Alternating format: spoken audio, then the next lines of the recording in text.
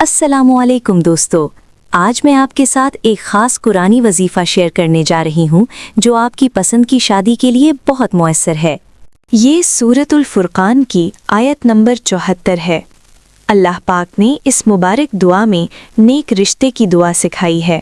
اس آیت میں اللہ سے دعا کی گئی ہے، اے ہمارے رب، ہمیں ہماری بیویوں اور اولاد سے آنکھوں کی ٹھنڈک عطا فرما اور ہمیں پرہیزگاروں کا پیشوا بنا دے۔ اب سنیں اس وظیفے کو پڑھنے کا آسان طریقہ۔ فجر یا عشاء کی نماز کے بعد پہلے 11 مرتبہ درود شریف پڑھیں، پھر یہ دعا 21 مرتبہ پڑھیں۔ 21 مرتبہ دعا پڑھنے کے بعد پھر سے 11 مرتبہ درود شریف پڑھیں۔ اس کے بعد دل سے اپنی پسند کی شادی کے لیے اللہ سے دعا مانگیں۔ کم از کم 21 دن تک یہ عمل جاری رکھیں۔ یاد رکھیں، یقین اور صبر سب سے اہم ہے۔ اللہ پاک پر مکمل بھروسہ رکھیں۔ اللہ تعالیٰ آپ کے لیے آسانی اور بھلائی والا رشتہ مقدر فرمائے۔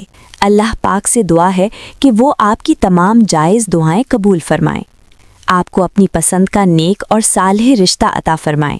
آمین یا رب العالمین۔